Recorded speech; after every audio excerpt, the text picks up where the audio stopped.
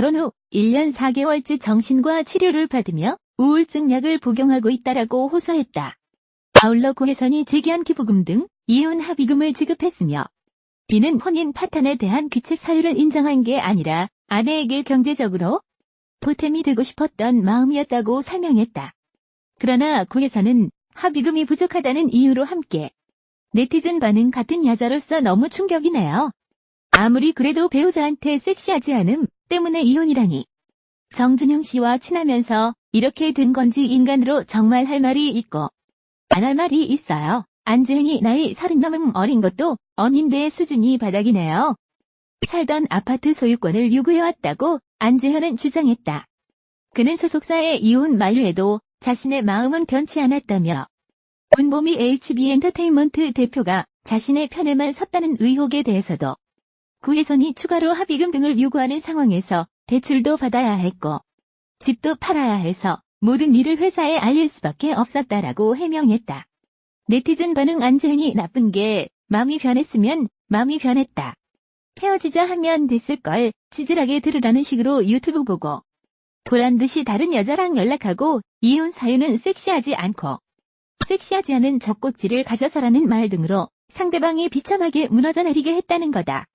정말 너무너무 찌질하고 치졸하다. 사랑에 대한 예의가 없다. 한때 사랑했다면서 사람에 대한 예의도 없다.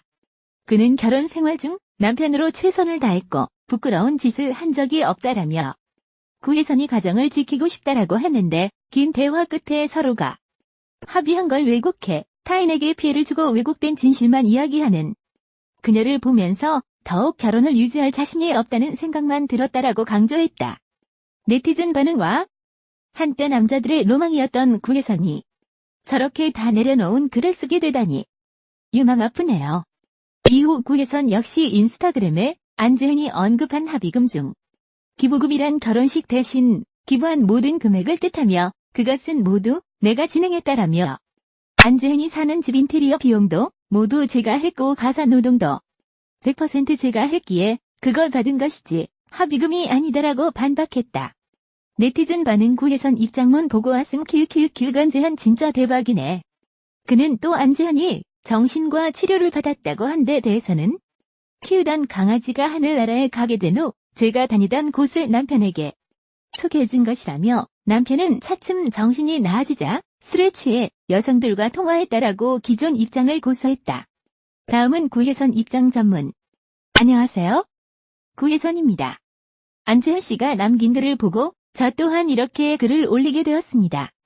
네티즌 반응 인스타에 배신자야. 이런 글은 좀 둘 다 참 요란하다. 합의금을 받았다는 내용에 대한 설명을 드리고 싶은데요. 합의금 중에 기부금이란 결혼식 대신 기부한 모든 금액을 말하며 그것은 모두 고혜선의 비용으로 진행을 했기 때문에 반은 돌려달라 말한 금액이고요. 현재 안재현 씨가 사는 집의 모든 인테리어 비용 또한 고혜선의 비용으로 한 것이고 가사노동도 100% 고혜선이 한 일이었기 때문에 제가 하루 3만원씩 3년의 노동비를 받은 것이지 이혼 합의금을 받은 것은 아닙니다. 네티즌 반응 안재현 사는 동안 힘들었겠다. 동물들 좋아하더니 동물들이랑 인지 수준이 비슷한 듯. 키우던 강아지가 먼저 하늘나라에 가게 되자 제가 먼저 우울증이 와서 제가 다니던 정신과에 남편을 소개시켜 주어 다니게 했습니다. 차츰 정신이 나아지자 남편은 술을 좋아했고 술에 취해 여성들과 통화하는 것을 제 눈으로도 보고 제 귀로도 들었습니다.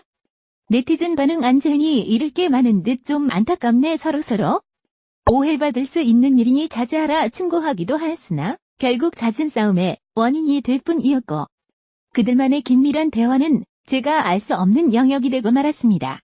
남편이 생일날 소고기, 묵고기 먹고 싶다 하여 새벽부터 준비해 끌어놓았는데 한두 숟갈 뜨고는 모두 남기고 밖으로 나가 외부 사람들과 생일 파티를 하는 남편을 보며 저 사람 정말 마음이 멀리도 떠났구나 알고 있었습니다. 네티즌 반응 정신적으로 덜 성숙한 초딩보다 못한 어른이들의 가상 공간 싸움.